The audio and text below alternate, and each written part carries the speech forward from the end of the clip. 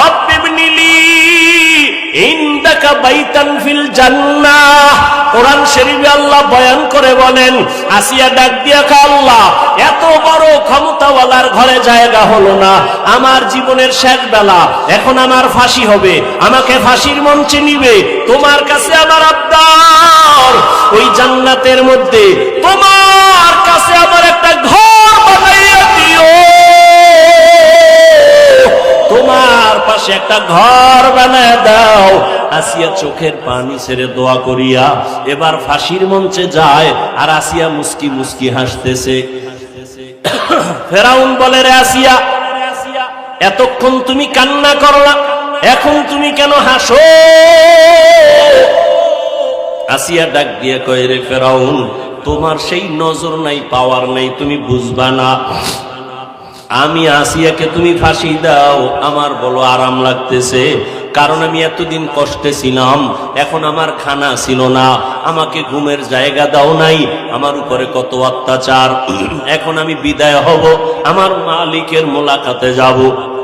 আমি যে মাওলার কাছে জান্নাতের দোয়া করেছি, ওই জান্নাতের ছবি আমার চোখের সামনে, আর লক্ষ লক্ষ ফেরেশতা দেখতেছি আসমানে অপেক্ষমান আমার রূহটা মালিকের দরবারে নেওয়ার জন্য। আমি জান্নাতের ফল খাইয়া আমার তৃপ্তি আমি অর্জন করব। আসিয়া এই জন্য বলে আমি হাসতে হাসতে ফাঁসির মঞ্চে যাইতেছি। ও পর্দার আড়ালের আম্মা জানেরা, আপনার স্বামী তো ফেরাউনের মতো খারাপ না, আপনি কেন নামাজ পড়েন না, কেন পর্দা করেন না, কেন স্বামীর মালগুলো হেফাজত করেন না, আল্লাহর দেওয়া সন্তানগুলো কেন আদর্শওয়ালা বানান না? আপনি সন্তানটাকে ডাক্তার বানাবেন, কোনো বাধা নাই, আপনার সন্তানকে ইঞ্জিনিয়ার বানাবেন, বাধা নাই, আপনার সন্তানকে প্রফেসর বানাবেন, বাধা নাই, তবে আল্লাহর কোরআনটা পড়াইয়া আদওয়ালা বানাইয়া যান।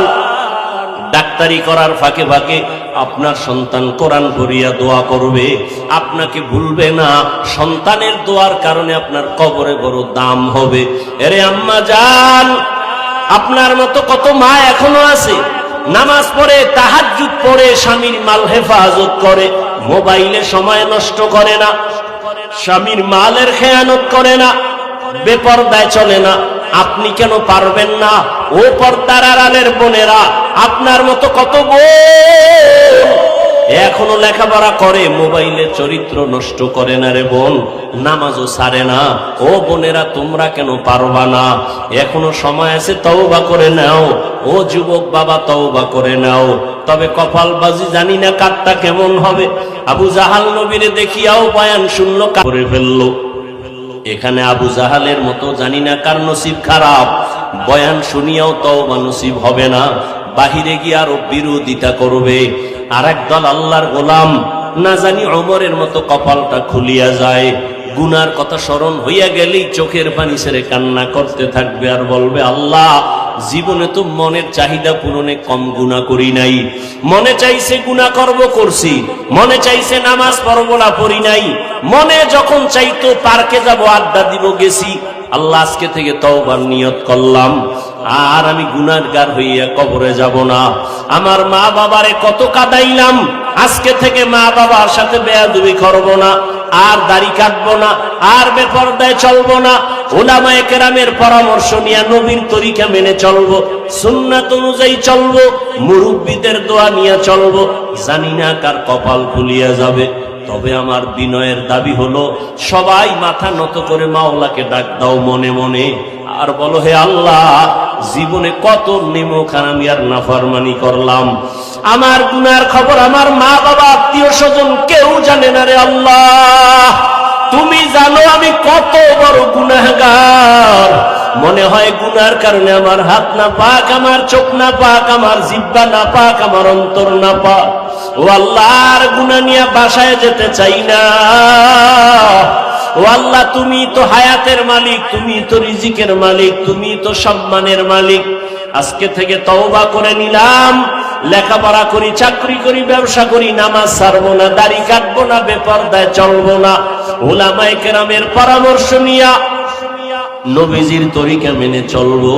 যাদের তওবা করার মতো অন্তর তৈরি হয়ে গেল, মুনাফিকি অন্তরে নাই, এমন বান্দা যদি তওবার নিয়ত করে থাকেন, বৃদ্ধ বাবাজিরাও তওবা করেন, মনে মনে আল্লাহকে ডাকেন আর বলেন আর গুনাহ করবেন না, নামাজ ছাড়বেন না, নিজেও করবেন না, কাউকে গুনার পথে সহযোগিতাও করবেন না, নিজেও গালি দিবেন না, কারো গালি কানে শুনবেন না, নিজেও কারো গীবত করবেন না, কারো গীবতের আওয়াজ কানে নিবেন না।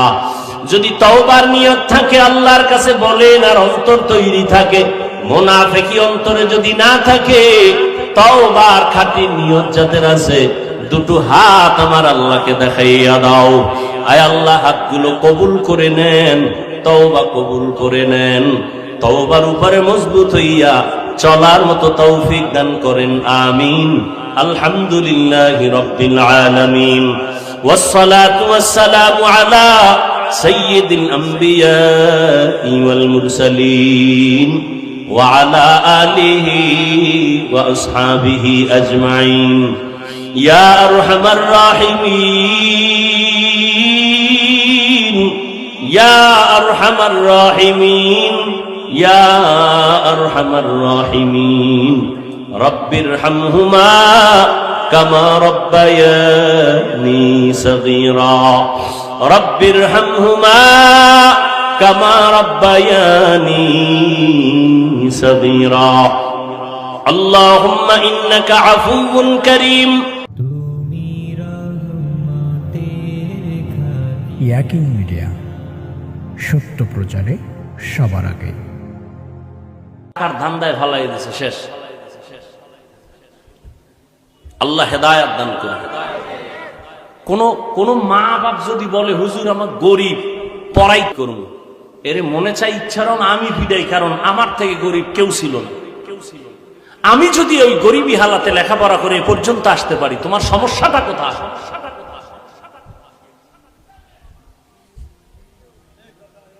এরপরে যদি কেউ বলে আমি চাই আমার সন্তান কোরআনওয়ালা হোক, আমার সন্তান ইঞ্জিনিয়ার হোক, ডাক্তার হোক, আদর্শ সন্তান হবে, আমি কলেজে পড়াইয়া, কিন্তু টাকার কারণে পারি না, আমি তাকে বলবো তুমি পড়ালেখা বন্ধ করিও না, যোগাযোগ করো, আসো, সার্বিক সহযোগিতা যতটুকু সম্ভব করব। টাকার কারণে লেখাপড়া হবে না, এটা হতেই পারে না। সম্মানের চেয়ারে বসার জন্য আল্লাহ দুই পুঁজি দেয়, দুই পুঁজি। অত একটা থাকলে সে চেয়ার পায়, দুইটার একটা থাকলে পায়, না থাকলে পায় না। এক পুঁজি সম্পদ, আর এক পুঁজির নাম ইলম। এলেমওয়ালা চেয়ার পায় সম্মানের, আর সম্পদওয়ালা চেয়ার পায়। হযরত আলী 11 বছরের যুবক, রাসূলের হাতে হাত লাগায় কালেমা পড়ছেন। কয় বছরে? 11 বছর উপরে, আরো নিচে লেখছেন অনেকে 8 বছরে। এতদিন ছিল চাচাতো ভাই, এখন হলেন সাহাবী, কিছুদিন পরে হবেন জামাতা। সেই আলী 11 বছরের আগেই রাসূলের হাতে হাত দিয়েছেন, নবী কলিজা দিয়ে একটা দোয়া করছেন, আনা দারুল হিকমাহ ওয়া আলিয়ুন বাবুহা। আমি মুহাম্মদ ইলম ও হিকমতের ঘর, আর এই ইলমের ঘরের দরওয়াজা হলো আমার আলী। নবী এমন এক দোয়া লাগায় দিছেন, আল্লাহ হযরত আলীর জন্য জ্ঞানের ভান্ডার খুলে দিলেন। হযরত আলী বলেন, মান আল্লামানি হারফান ইনশাআ বাআ ওয়া ইনশাআ আতাকা। আমাকে একটা অক্ষর যিনি শিক্ষা দিছেন, তার মর্যাদা আমার কাছে কত জানুনি। চাইলে আমাকে সে গোলাম বানাইয়াও রাখতে পারেন, চাইলে বিক্রি করেও দিতে পারেন, তার মানে প্রতিবাদ করা যাবে না, সে আমার ওস্তাদ। লিকুল্লি শাইইন জিনাতুন ফিল ওয়ারা ওয়া জিনাতুল মারই তামামিল আদাবি। আজ খোদা খাহি মে তৌফিক আদব, বেআদব মাহরুম গাশত আজ ফজলে রা। এরে আল্লাহর বান্দারা, ও যুবক, হযরত আলী বলেন, সম্মানের চেয়ারে বসতে দুই পুঁজির একটা লাগে, ইলম লাগে, না হয় শিক্ষা, টাকা পয়সা লাগে। ও দয়ার মালিক, তুমি আমাদের টাকা পয়সা দাও নাই, তুমি দিয়েছো কোরআনের ইলম। আমি আলী শুকর আদায় করি, তুমি আমগো টাকা না দিয়ে তুমি আমগো ইলম দিয়েছো সম্মানের জন্য। রাজিনা কিসমাতাল জাব্বার ফিনা লানা ইলমুন ওয়ালিল আ'দাই মালু ফাইন্নাল মালা ইয়াফনি আন কারিবিন ওয়া ইন্নাল ইলমা বাকিন লা ইয়াজালু। হযরত আলী বলেন আমরা টাকা পেয়ে খুশি না ইলম পেয়ে খুশি? কেন? টাকাওয়ালার টাকা আজ আছে কাল থাকবে না, ইলমওয়ালার ইলম সিনায় যদি ঢুকে কখনো ইলম বিদায় হবে না।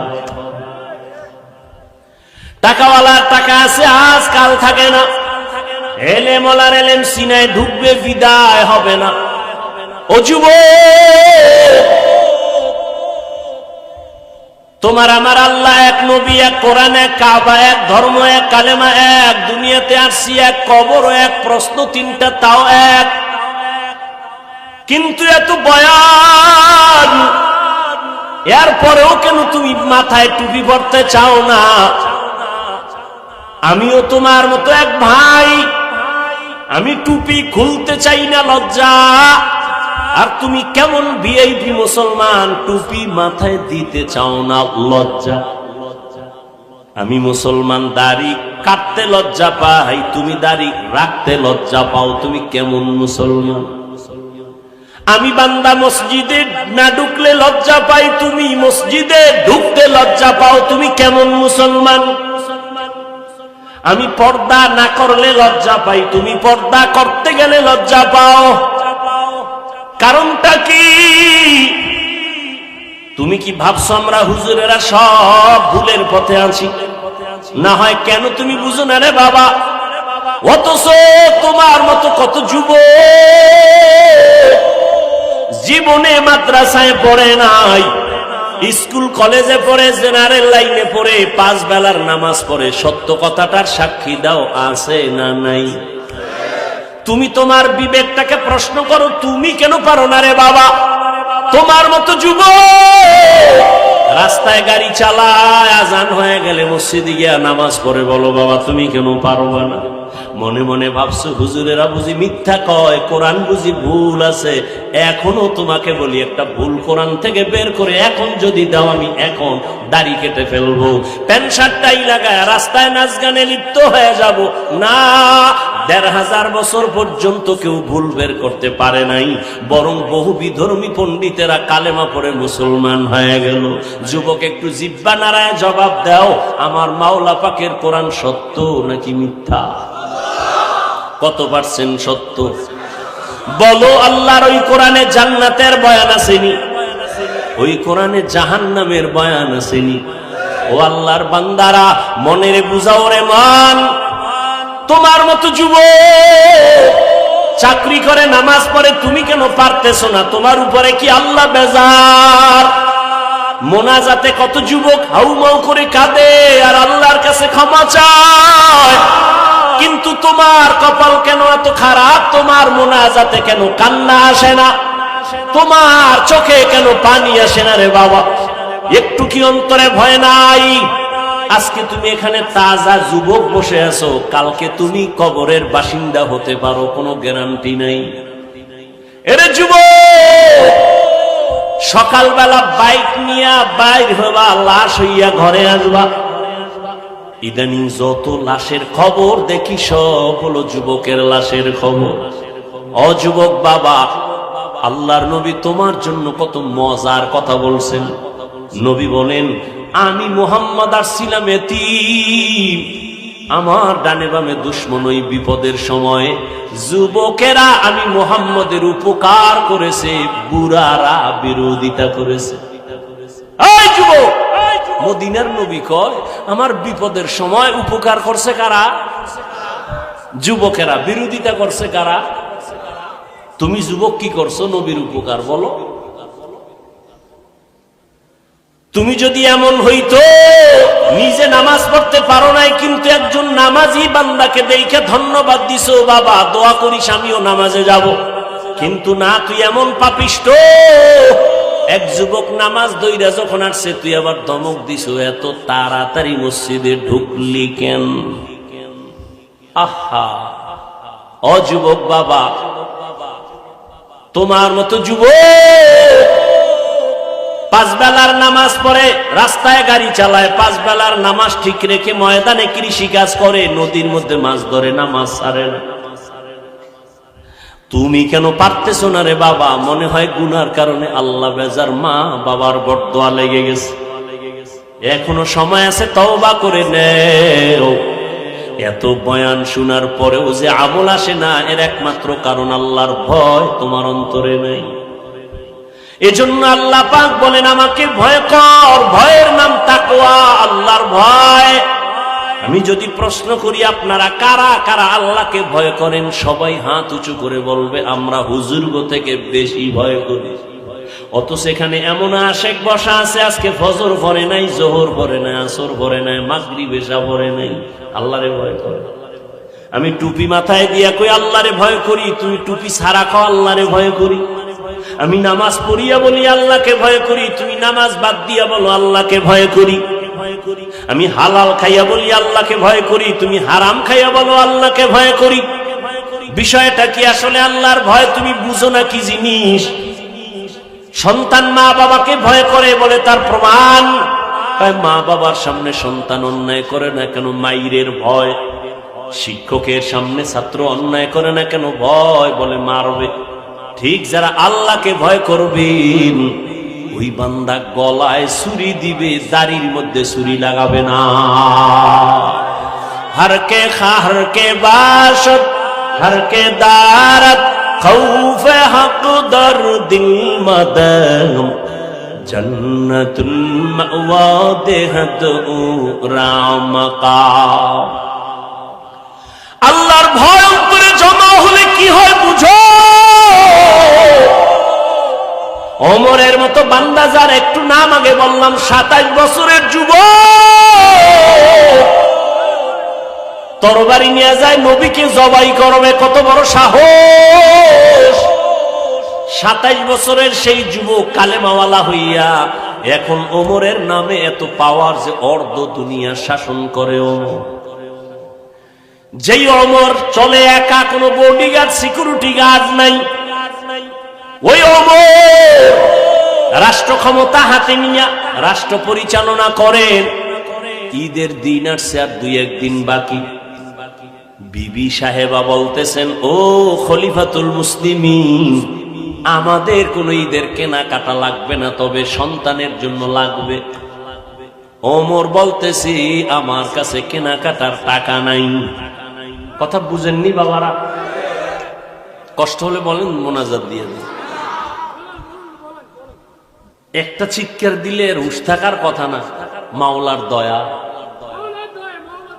খুব বুঝেন। স্ত্রী বলতেছে, আচ্ছা পুরা ক্ষমতা হাতে ওমরে ফারুক, পুরা দেশের ক্ষমতা তার হাতে। বিবি বলে, আমাদের কেনাকাটা লাগবে না, ঈদের কেনাকাটা বাচ্চাদের দরকার, টাকা লাগবে। ওমর বলতেছে, টাকা নাই। তাকওয়া কি জিনিস? এবার বিবি একটা পরামর্শ দিছে। কি? খলিফাতুল মুসলিমিন, আপনি এখন রাষ্ট্র ক্ষমতায় আছেন, আপনি এখন যা অর্ডার করবেন তাই হবে। বলে তো আপনি বাইতুল মাল, অর্থ মন্ত্রণালয়কে অর্ডার করেন। কি অর্ডার? 1 মাসের অগ্রিম বেতনটা যেন আপনাকে দিয়া দেয়। খুব খেয়াল করেন বাবা, একটা ফাউল কথা বলতেছি না, কত দরদ নিয়ে বলতেছি। দেখিনি একটা আল্লাহর বান্দা যুবক নামাজের মুসাল্লায় দাঁড়ায়। আর কি ভাই, আর কি জীবনের আর কি আছে? খুব খেয়াল করেন, 1 মাসের অগ্রিম বেতনটা যেন আপনাকে দিয়ে দেয়। বাইতুল মালকে অর্ডার করেন, বাই ফোর্স অর্ডার।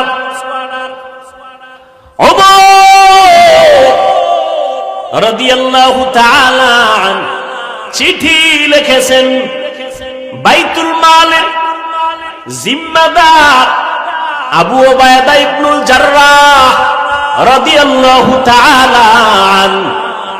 শুনেন এই পচা রাজনীতি করনেওয়ালারা, ভালো করে শুনো।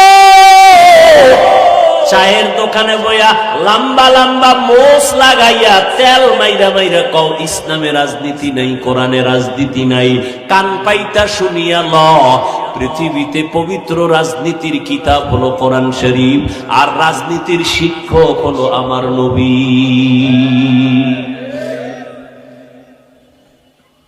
পচা রাজনীতি ইসলামে নাই, কিন্তু ইসলামে আছে পবিত্র রাজনীতি, যেই রাজনীতি অনুযায়ী দেশ চললে মালিক আর গোলাম এক প্লেটে খাবে, কোনো বৈষম্য থাকবে না।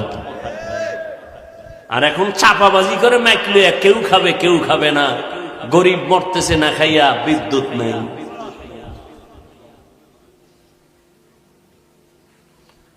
ওমরে ফারুক রাদিয়াল্লাহু তাআলা আনহু চিঠি লিখলেন,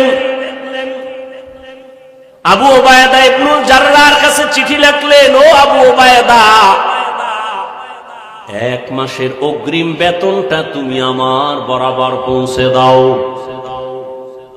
বার্তাবাহক চিঠি নিয়ে চলে গেলেন বাইতুল মালের জিম্মাদার আবু উবায়দা ইবনুল জাররাহর দরবারে।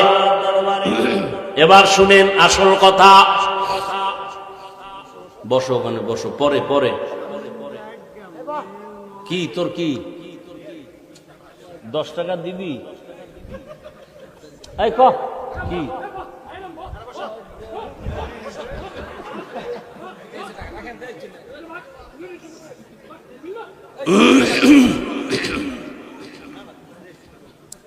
মরাডার মারো কেন, লড়ে কেন?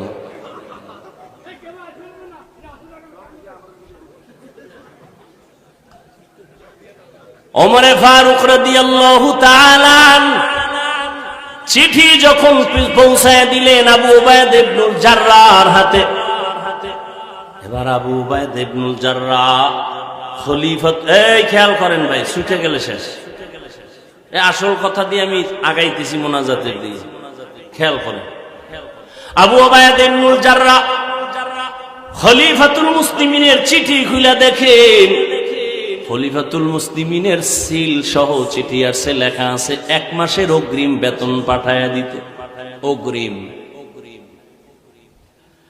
আবু উবায়দা ইবনুল জাররাহ চিঠি পাইয়া চোখের পানি ছেড়ে কাঁদতেছেন,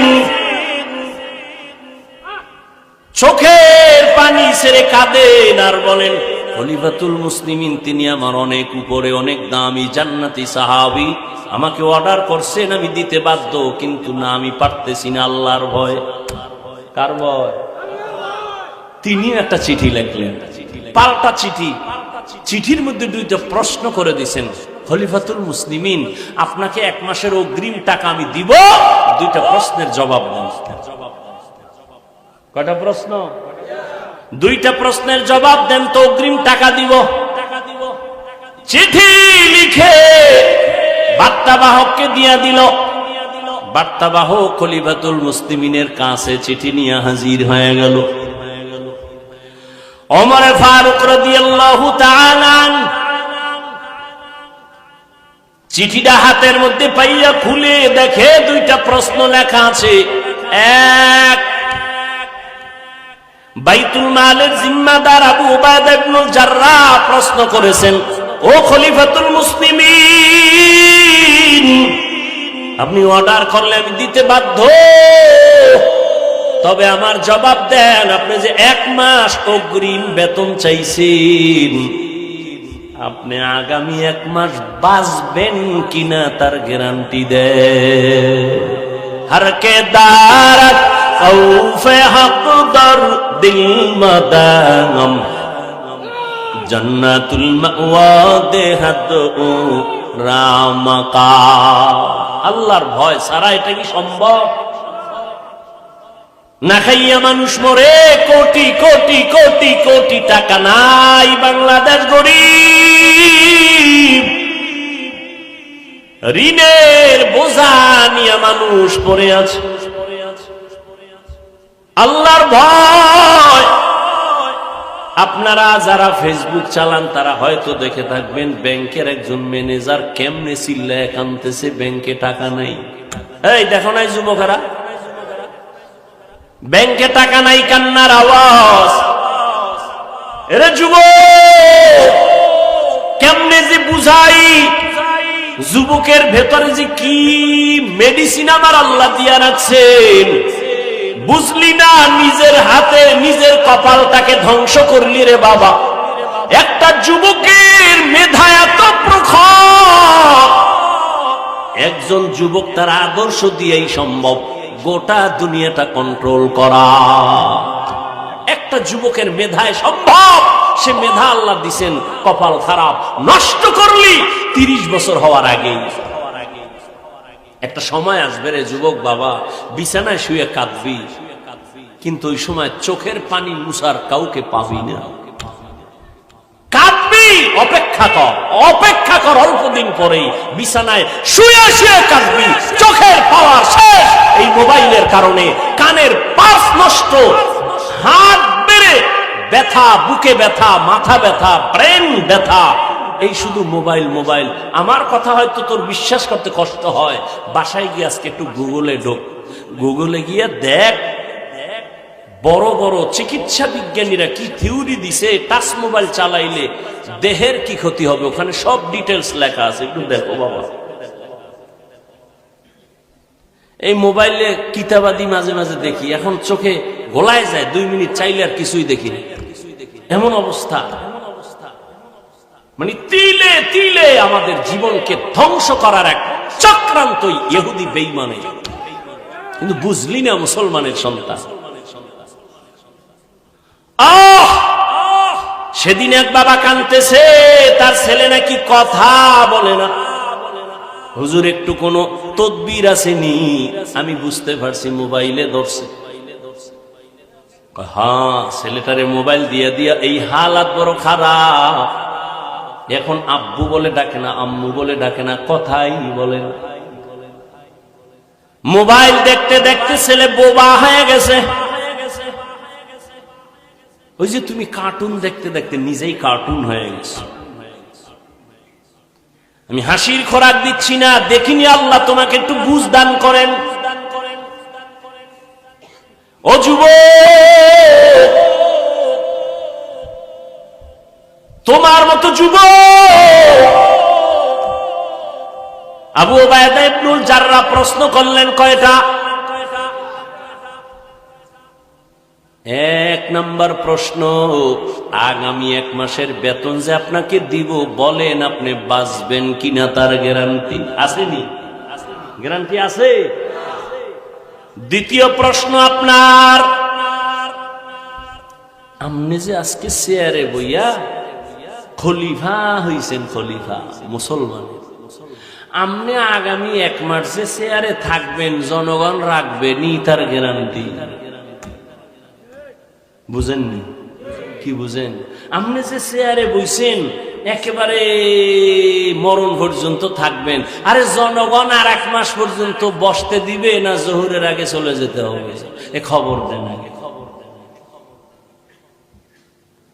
1 মাস চেয়ারের মধ্যে আপনার থাকার মেয়াদ আছে কিনা গ্যারান্টি দেন, না হয় কপাল যদি উল্টায় যায়, জোহরের নামাজের আগেও চেয়ার সাইরা দৌড়াতে হতে পারে। কাদের কুদরত দারি বরকামাল, আনতা রব্বি আনতা হাসবি যুল জালাল। ওমরে ফারুক কাঁদতেছেন আর আল্লাহর কাছে দোয়া করে, আল্লাহ গো, আবু উবাইদা ইবনুল জাররার মর্যাদা তুমি আরো বাড়ায় দাও। আমার অন্তরের চোখ খুলে দিল আবু উবাইদা। এর নাম তাকওয়া, আল্লাহর ভয়। আজকে বয়ান হচ্ছে কিন্তু আমলের খাতা শূন্য কেন? ভয় নাই। এর যুবক, আমি আজ তোমার মতো দাড়ি কাইটা প্যান্ট শার্ট টাই লাগায় যদি রাস্তায় বাহাদুরের মতো ঘুরতাম, কেউ আমারে বাধা দিত না রে বাবা। কিন্তু টুপি মাথায় দিলাম, কত গরম লাগে কম বুঝি না। দাড়ির কারণে যৌবনের ভাব চলে যায়, তাও বুঝি, তারপরও দাড়ি কেন ফালাই না। লম্বা জামাটা পরার কারণে শরীর গরম লাগে, তারপরও কেন ছাড়ি না। আবার এই টুপি দাড়ির কারণে কত গালি যে শুনলাম, জীবনে কোন শেষ নাই। কত বিরোধিতা, কত মানুষ কত বাজে কথা বলে, এরপরেও কেন নামাজ ছাড়ি না, বেপর্দা চলি না, দাড়ি কাটি না। এর একমাত্র কারণ আল্লাহর কোরআন সত্য, নবীর প্রত্যেকটা কথাই স্বর্ণের মতো সত্য, কোনো সন্দেহ নাই। ওই আল্লাহ কোরআনের মধ্যে স্পষ্ট বলেছেন, যারা গুনাহ নিয়ে কবরে যাবে তাদের জন্য শাস্তি হবে বড় ভয়ঙ্কর। দুনিয়ার সূর্যের গরম সইতে পারি না, একটা মশার কামড় সইতে পারি না। ও আল্লাহর বান্দা, একটা বেতের বাড়ি সহ্য করতে পারি না। এরে আল্লাহর বান্দা, গুনাহগার হইয়া যদি কবরে যাই, সাবধান। ওই গুনাহগার হয়ে গেলে কবরে জাহান্নামের আগুনের গরম কেমনে সহ্য করব? ওই কবরে গেলে ও বান্দা, দুই পাশের মাটির চাপ কেমন করে সহ্য করবা? আল্লাহর মোহাব্বত নিয়ে বলতেছি রে নবীর আশিক। আল্লাহর নবী বলেন, তিনটা প্রশ্ন সবার বেলায় করা হবে, যেই প্রশ্নের জবাব যারা দিবে তাদের জন্য কবর হবে জান্নাতের টুকরা, আর যারা দিতে পারবে না তাদের জন্য কবর হবে জাহান্নামের টুকরা। আমার মায়ার নবী আম্মা জান আয়েশা রাদিয়াল্লাহু তাআলা আনহা বলতেছেন, একদিন দেখি রহমতের নবী আমার হুজরায় বসে গুনগুন করে কান্না করেন। আম্মা জান আয়েশা রাদিয়াল্লাহু তাআলা আনহা বলেন, ইয়া রাসূলুল্লাহ, আপনি আমার ঘরে বসে কাঁদেন কেন? আমার কোনো বেয়াদবি হয়ে গেল নাকি? নবী বলেন, না আয়েশা, বেয়াদবি হয় নাই। ও পর্দার আড়ালের আম্মা জানেরা, আপনারা কত ধন্য মা। আজকে স্টেজে 7টা সন্তানের মাথায় পাগড়ি দেওয়া হলো, এরা কোরআনের হাফেজ হয়ে গেছে। এরে আম্মা জান, আপনার কি মনে চায় না আপনি একজন কোরআনওয়ালার মা হইয়া কবরে যাবে? আপনার কবরের কি দ্বারায়? সন্তান দ্বারায় কোরআন তেলাওয়াত করবে। আর আমার আল্লাহ গাইবি আওয়াজ দিবে, ও কবরের ফেরেশতা, ওই বাচ্চাটা কোরআন পড়েছে, ওর কবরে জান্নাতের বিছানাটা বিছাইয়া দাও, ওর মায়ের কবর জান্নাত বানায় দাও। ও পর্দার আড়ালের মা, আপনারা নবী না, কিন্তু নবীদের মায়ের মতো মা। আপনারা সাহাবায়ে কেরামদের মায়ের মতো মা। আপনারা আয়েশা রাদিয়াল্লাহু তাআলা আনহার মতো দামি নারী, ফাতেমা রাদিয়াল্লাহু তাআলা আনহার মতো দামি নারী, আপনারা খাদিজা রাদিয়াল্লাহু তাআলা আনহার মতো দামি নারী, আপনারা ঈসা নবীর মা মারিয়াম আলাইহা সালামের মতো দামি নারী। আপনারা বেঈমান ফেরাউনের ঘরে স্ত্রীর নাম কি? আসিয়া। যেই ফেরাউন আল্লাহর এত বড় জুলুমকারী, জালেম, এত বড় দুশমন, ফেরাউন আল্লাহর বিরুদ্ধে নিজের খোদা দাবি করলো, অথচ সেই ঘরে তার আপন স্ত্রী আসিয়া আল্লাহর এত পেয়ারা বান্দি হয়ে গেলেন। রহমতের নবী বলেন, জান্নাতুল ফেরদাউসে ওই ফেরাউনের বিবি আসিয়ার সাথে আমি মুহাম্মদের সাথে জান্নাতে বিবাহ হবে। কেমন ধন্য নারী! ফেরাউন এত বড় বেঈমান, আর তার ঘরে আসিয়ার জবানের মধ্যে আমার আল্লাহর আওয়াজ। একদিন ফেরাউন চুপে চুপে দাঁড়ানো, আসিয়ার হাত থেকে যেন কি পইড়ে গেছে। আসিয়া আল্লাহ কইয়া নাম দইরা ওই জিনিসটা উঠাইছে। ফেরাউন যে পাশে দাঁড়ানো, আসিয়া খেয়াল করে নাই। আসিয়া জোরে আল্লাহর নাম বলছে, ফেরাউন শুনে রাগ কইরা ফলাইছে। আসিয়া, জি, কার নাম বললি? কার? এবার আসিয়া বলে, আমি আমার রবের নামটা জবানে উচ্চারণ করেছি। ফেরাউন বলে, আমি তো মিশরের রব, আমি তো মিশরের খোদা, তুমি আবার কোন খোদার নামটা জবানে নিয়েছো? আসিয়া ডাক দিয়া কয়, ফেরাউন, তোমারে যিনি বানাইছেন তিনি আমার আসল রব। রব্বি আল্লাহ লা ইলাহা গায়রুহু ওয়া নবিহি মুহাম্মদ মুস্তাফাহু। আসিয়া চোখের পানি ছেড়ে কাঁদে, আমি আমার রবের নাম নিলাম। ফেরাউন বলে, খবরদার, পুরো মিশরের মধ্যে সবাই আমারে খোদা বলে, তুমি যদি আমারে রব না মানো, আমার রব খোদাগিরি থাকে না। বলে তো আমারে তুমি খোদা বলে স্বীকার করো। আসিয়া বলে জীবন যাবে আমি তোমাকে রব বলবো না, আমি ওই রবকে মানি যে রব তোমারে বানাইছেন, আমারে বানাইছেন। ফেরাউন বাঁকা হয়ে গেল, শক্ত হয়ে গেল, ডাক দিয়া কয়, রে আসিয়া সাবধান, আমাকে রব বলে স্বীকার করতেই হবে। আসিয়া বলে জীবন যাবে তারপরও তোমার কাছে আমি রব বলে মাথা নত করব না। এবার আসিয়ার উপরে জুলুম শুরু হয়ে গেল, থাকার জায়গা দেয় না, ঘুমের সময় দেয় না, খানা দেয় না। আসিয়া কান্না করে, ও মালিক, এত বড় টাকাওয়ালা পাওয়ারওয়ালা ক্ষমতাধরের ঘরে স্ত্রী হইয়াও আজকে একটু ঘুমানের ভালো জায়গা পাই না। আজ আমি উপবাস, আমি রাজার রানী হইয়া আমার খানা বন্ধ, একমাত্র আমি তোমাকে রব বলে মেনে নেওয়ার কারণ আজ আমারে ফেরাউন খানা থেকে দূরে রাখলো, আমাকে আরামের বিছানা থেকে দূরে সরাইলো। ও মাওলা, তুমি আমারে দূরে ঠেলে দিও না রে মালিক, তুমি আমার জন্য রাস্তা খুলে দাও। ফেরাউন ঘোষণাই করে ফেললো, আসিয়া যেহেতু আমারে খোদা বলে মানবে না, আসিয়াকে শুলিবিদ্ধ করে ফাঁসি দিয়ে মারতে হবে। আসিয়ার কানে খবর আসলো, আসিয়া বলে আলহামদুলিল্লাহ, আমার রবের রব বলিয়া যদি আমার ফাঁসি হয় কোনো টেনশন নাই, আমি মরিয়া যাব। ঘোষণা হয়ে গেল মিশরের মধ্যে, ফেরাউনের স্ত্রীর হালাত এই, এখন তার ফাঁসি হবে, ময়দানে শুলিবিদ্ধ করবে, হাজার হাজার মানুষ সেখানে হাজির। এবার আসিয়াকে হাতে পায়ে রশি লাগাইয়া ফাঁসির মঞ্চে নিয়ে যাবে। ইতি টাইমে দেখে মুসা নবী রাস্তা দিয়া হাইটা যায়। আসিয়া ডাক দিয়া কয়, জামানার নবী মুসা, আপনি জানেননি আমার অবস্থাটা কি? বল জানি। বলে আমার এখন ফাঁসি হয়ে যাবে, আপনার থেকে একটু জানতে চাই, আপনি তো রবের সাথে কথা বলেন, আমার রব আমার উপরে এমন কি ধারণা নিয়ে আসেন? রব আমার উপরে বেজার নাকি খুশি? মুসা নবী ডাক দিয়া কয়, রে আসিয়া, আমার আল্লাহ তোমার উপর এখন খুশি। আসিয়া এখন চোখের পানি ছেড়ে মোনাজাত দিয়া ফাঁসির মঞ্চে যাবে, এমন সময় দোয়া করে,